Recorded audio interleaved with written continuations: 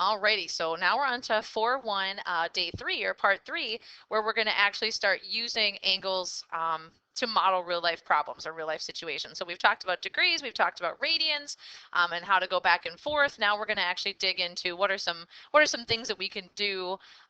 Problem solving, thinking about that idea of a circle and trying to figure out what that distance is. So we're going to be doing a lot with like rotations.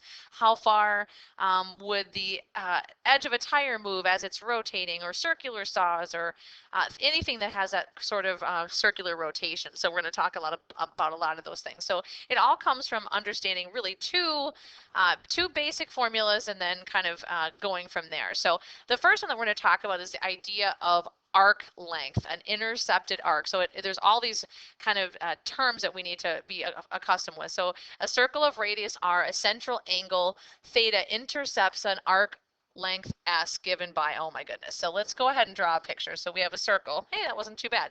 Of radius r, intercepts, we have an angle theta.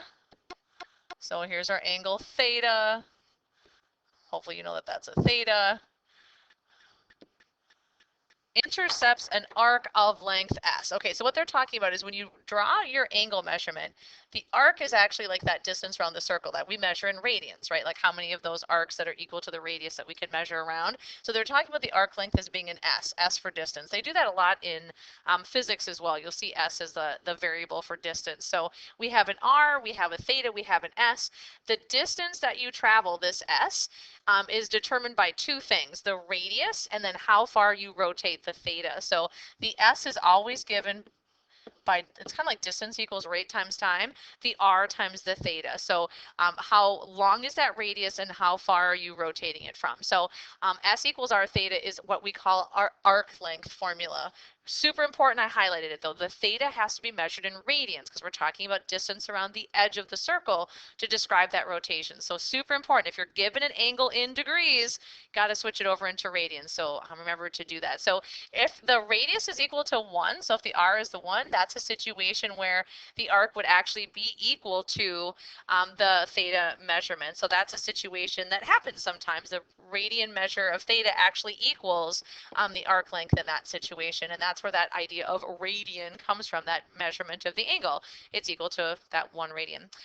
What we're going to do then is be able to work with and be able to either solve for, if you know an angle and a radius, you can find an arc length. If you know an arc length and an angle, you can figure out the radius. All sorts of applications we're going to do that we'll talk about using that sort of scenario. All right, so I'm going to draw a picture here. It says a circle has a radius of 27 inches. So think of like a bike tire, a pretty big bike tire, 27 inches as a radius, like the length of a spoke on a tire.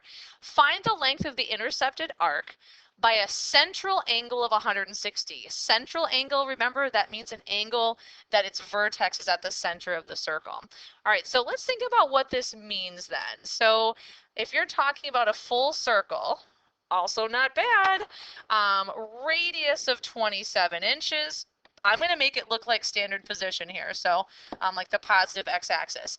If you rotate through an angle of 160 degrees, so 160 is almost halfway around, so we'll say that's 160 degrees. What they're asking you then is what is the length of the arc intercepted by this central angle? So they're asking you for, hey, what's this? How far is that? What is that s? Okay, let's do a little bit of problem solving here. Halfway around, remember, 180 degrees is equivalent to pi radians. And if you remember, that was 3 of those radian arcs. So 3 of those arcs that are equal to the radius. So that means we're going to be almost 3 of those 27 inches. So like a 27, another 27. So when we think kind of like guesstimate of our answer, it should be like about 327. So we're looking at, you know, a little bit less than 90 when we think about what that number is. Always be thinking about what's reasonable, what makes sense. So when we're trying to calculate arc length, that's what we should be thinking. All right, so here's what we're going to do. We need to figure out, r times theta. Kind of wrote it backwards, I guess. Doesn't matter, but I have my radius, 27 inches, and I have my angle measurement, 160. All right, now, here's the number one error that people are going to make. They're going to stop with that. They're going to multiply them together. They're going to say 27 times 160. So 27 times 160, and they will tell me that it's 4,320 inches. Gosh, that's a lot of times around the circle, right? Think about that. Like that's way more than one circumference. You're going around a bunch of times. Think about like a bike tire, spinning around a whole bunch. We said it should be about 3 of those 27s, right? Because this is not even halfway around the circle, so it's like 1, 2, 3 of those radians. So there's no way it could be that. What are we missing?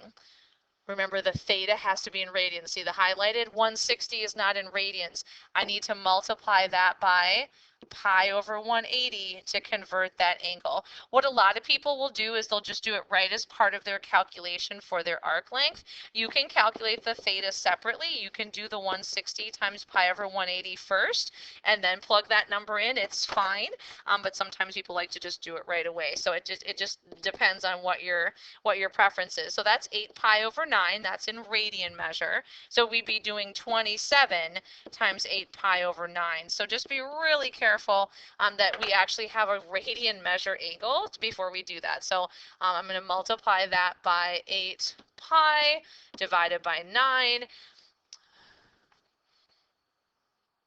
And I think I have something wonky going on there. Oh yeah, I got to go back and just do 27 times my 8 pi divided by 9. I forgot I didn't have the right number in there. So 27 times 8 pi divided by 9. And there we go, 75 point, whatever you want to do.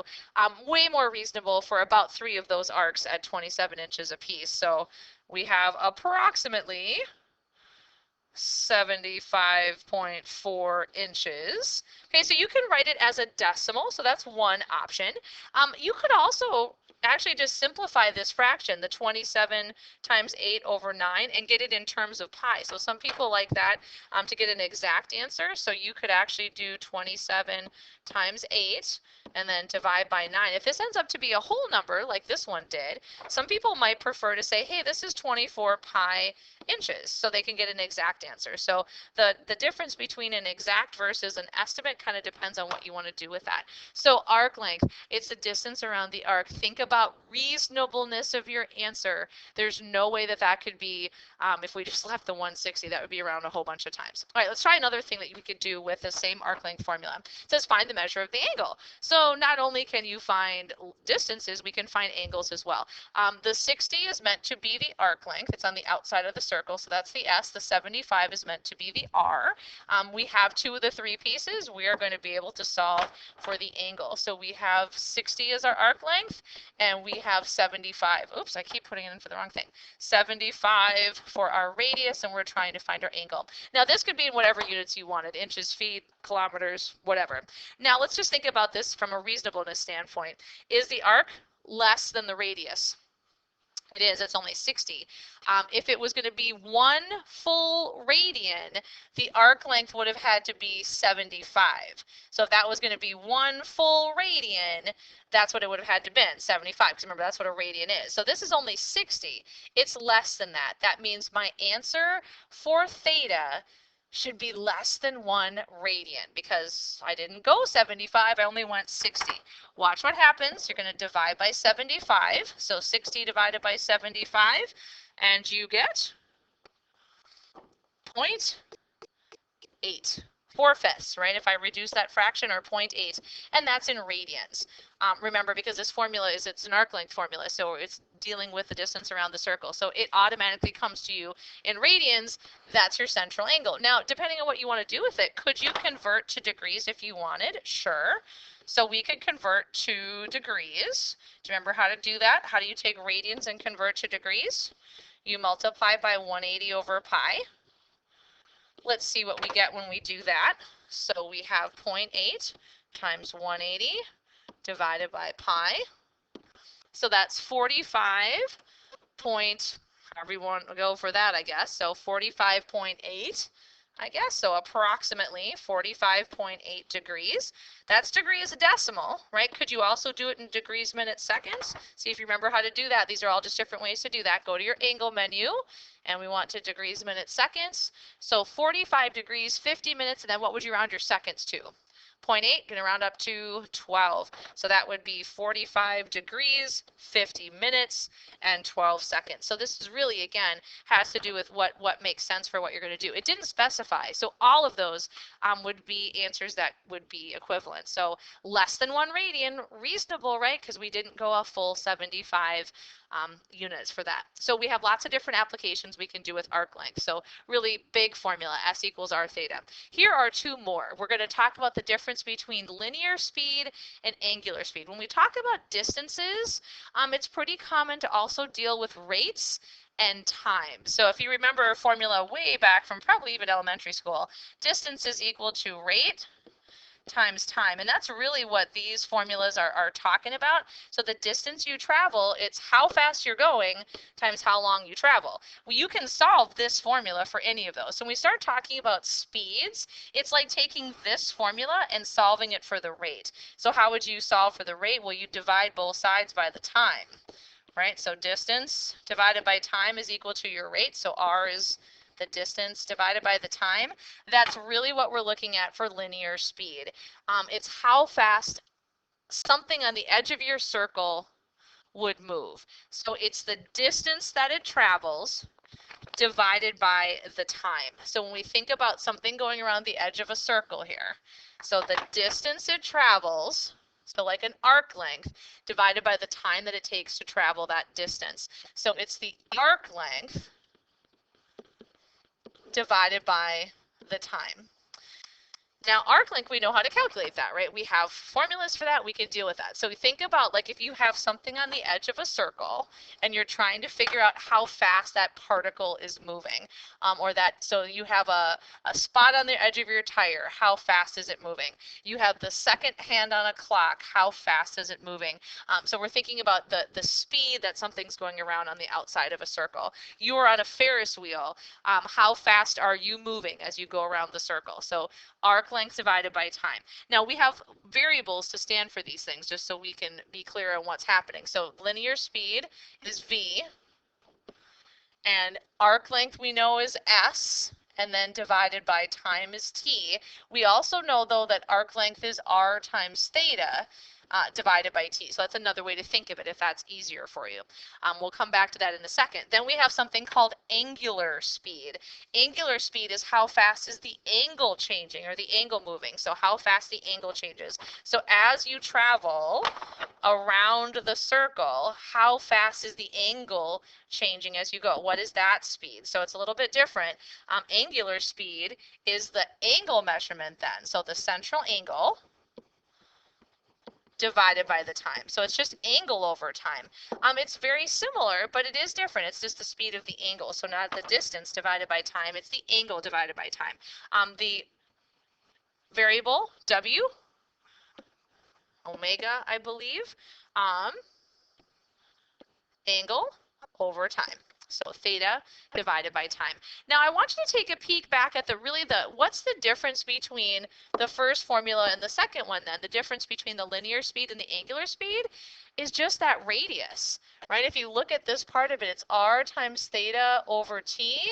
The theta over T part is just this angular speed. So what a lot of people will do to calculate their linear speed, they just take the radius, the R, times their W. So that's their angular speed. So it's just different ways to think about it, but sometimes for some people that's easier. They can calculate their angular speed and then just multiply by the radius to get the linear speed, because the difference between how fast the angle changes and how fast the distance changes is your radius. How far out are you? So for example, the bigger your radius is, think about the distance that's going to travel is going to be different than if your radius is shorter and your angle is changing at that same rate. So what determines that linear speed is how far away from the center you are. So think of like really small circles that are rotating versus really large ones. So big radius, the distance they're traveling is much, much greater over the same amount of time. So we have that kind of that comparison. So let's do some applications with that so you can see where would this come into play, angular speed versus linear speed. So what we're going to start with is a clock, something that people are very familiar with. We're going to find ultimately the linear speed of the tip of the second hand as it goes around the clock face. So we're going to be looking at the second hand, so the red one, and we want to figure out what is its linear speed? How fast is that second hand moving if the clock has a radius of 8 centimeters? So the second hand of the clock. So this right here is 8 centimeters. Because remember, if the radius changes, it's going to affect the linear speed because the distance you're going to travel would be more if the radius is bigger, or it's going to be less if the radius is smaller. All right, so let's see if we can figure out what that linear speed is. And we want it in centimeters per second. It is important to kind of keep track of what units you want your answer in. You can always convert them, do your dimensional analysis if you need to. All right, so linear speed. So we're going to talk about linear speed. So that's our V formula is S over T. So our linear speed is our arc length divided by the time. So we need to figure out what the arc length is going to be and what the time is going to be for this second hand. Okay, so think about what happens as it passes around the clock face. So it's going to go one complete revolution. So it's going to do one complete revolution in how long? This is the second hand. Well, how many seconds does it take to go all the way around? That's going to be in 60 seconds. So we need to know a couple of things. Think about what that clock face is doing. So one complete revolution in 60 seconds. Okay, well, what's one complete revolution then for that particular clock? Well, one revolution in radians, that's talking about the angle measurement that it traveled, is going to be 2 pi radians then, right? If it goes once around the circle, that's 2 pi. And then do we know what the radius is? Well, yeah, it's 8. So remember how we calculate S is arc length. So R times theta divided by time. So I have 8 centimeters times 2 pi radians divided by 60 seconds. All right, so my linear velocity then would be 16 pi centimeters divided by 60 seconds. All right, so now we have to decide, okay, how do we want to write our answer? So we know the total distance it's going to travel in 60 seconds. It's going to do one complete revolution, which is 2 pi radians with a radius of 8 centimeters, so R times theta, in 60 seconds. So we can reduce this. If it reduced down nicely, you could try to write it in terms of pi, so we could reduce that fraction. So you could write that as 4 pi over 15, I think, and that would be centimeters per second. Or you could just write it as a decimal. So some people actually just do 16 times pi divided by 60. So the linear velocity would be, we'll say approximately, that would be about 0.84 centimeters per second. So that's how fast the tip of that second hand would be moving if the radius was 8 centimeters. So if you think about changing the radius then, if the radius got bigger, that means that numerator would get bigger. That means your speed is going to increase, right? It's going to have to cover more distance in the same amount of time. So the longer that that radius is, the faster that linear speed is going to be. It has to cover more distance in the same amount of time. So as you change the radius, it will definitely change the speed. All right, so that was in centimeters per second then. All right, let's try another one. We're going to do the one in the note-taking guide. What if you have a 6-inch gear, diameter gear, that makes 2.5 revolutions per second? So we have our gear. It says the diameter is 6 inches though, so we have to be careful when we're thinking about that. The diameter of that gear, it goes around 2.5 revolutions per second. So 2.5 revolutions per second. That's its speed for the gear. Find the angular speed of the gear in radians per second. Angular speed, that means how fast is the angle changing per unit of time. So the angular speed is what they want. So that's just that angle, the total angle it travels divided by the time. They want it in radians per second, so we want per units of second. So this is why this 2.5 is really critical. It's going around 2.5 revolutions in a second. So remember, 1 revolution in radians is 2 pi. If I want to find the complete angle measurement that it traveled then, my theta is going to be 2.5 times 2 pi then. It's going around 2.5 times in that second. So once around would be 2 pi, twice around would be 4 pi, and then another 1 pi, so 5 pi. It's actually going around a total of an angle of 5 pi. So in radians, it would be 5 pi. So 5 pi radians, just to make sure we have our units there, per, and that speed was given us in per second, so that's what they wanted it in, so that's great. So it's going 5 pi radians per second. That's the angular speed. We had to figure out that total angle though, but what if they wanted it in degrees per second? Could you also figure it out in degrees per second? How would you do that? Well, what's 2.5 revolutions in degrees? So 2.5 revolutions of 360.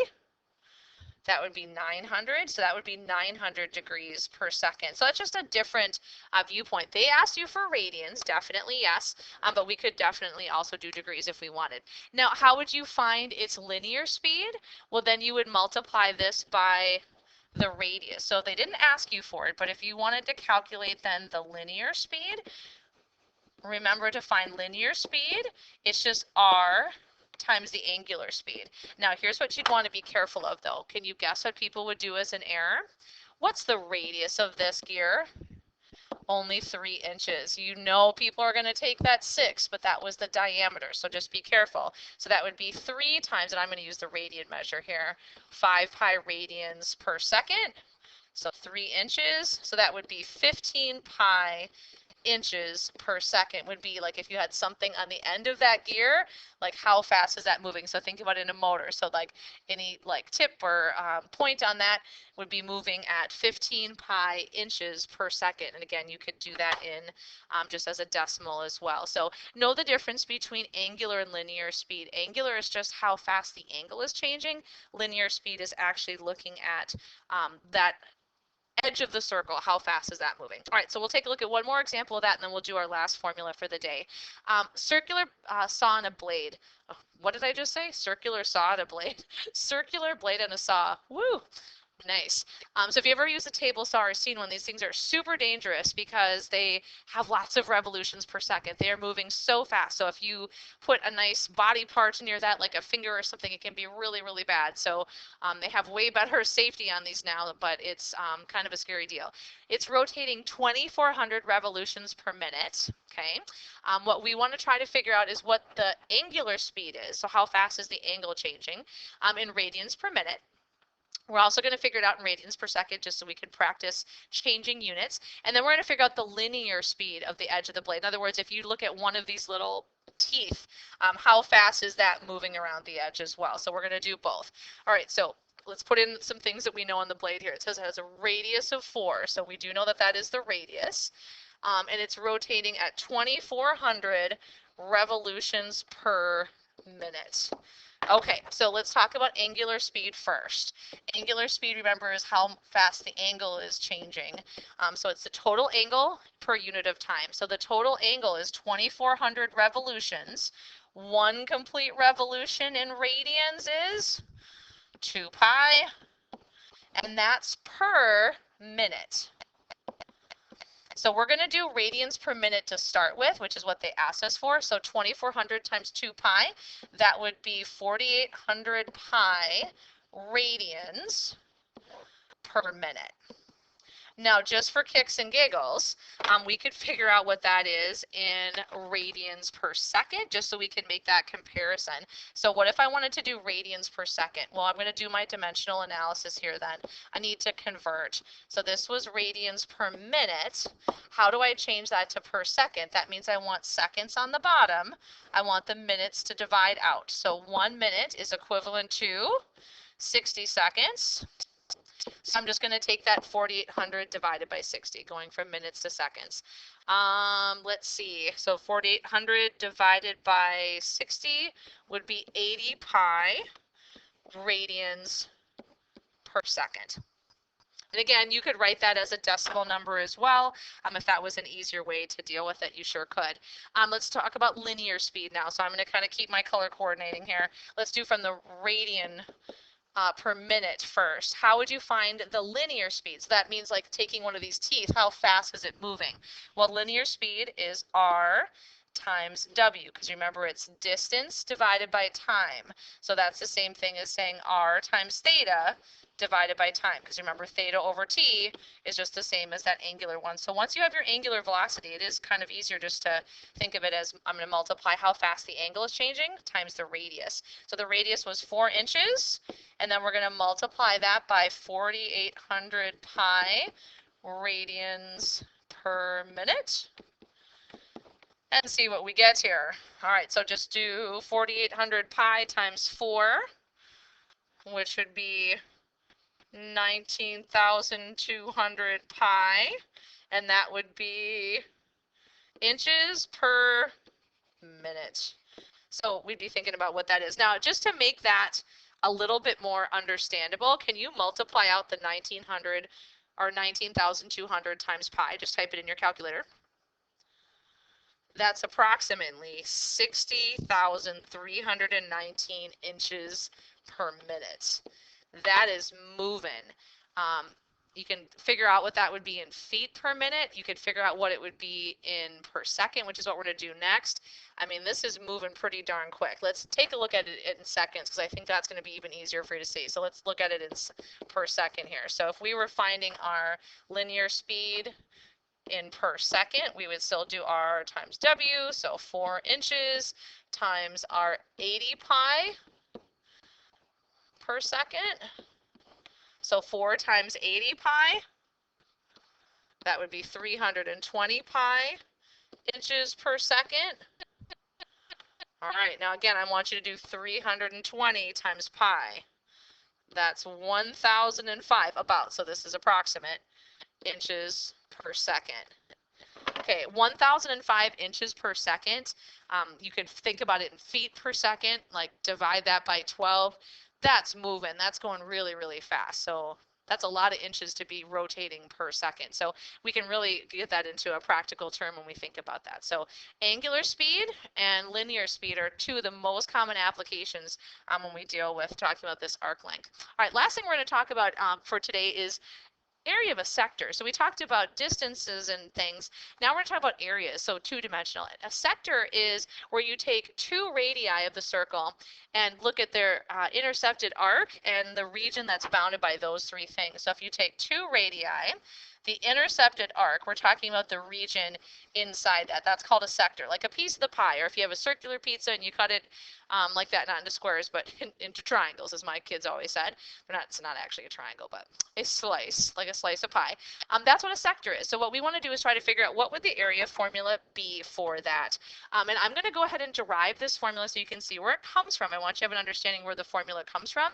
And it has to do with just setting up a proportion, which is going to be pretty easy for you to do. So we're going to compare the area of the sector to the area of the whole circle. And by the way, this is how some people calculate sector area, because they forget the formula and they just think, okay, I'm going to figure out the area of the whole circle, which you could do, and then figure out what part of the circle is represented by that angle, and then take that same fractional part of the area of the circle and you're good. So you could always do it that way, but that's where this formula is derived from. So it's the same idea.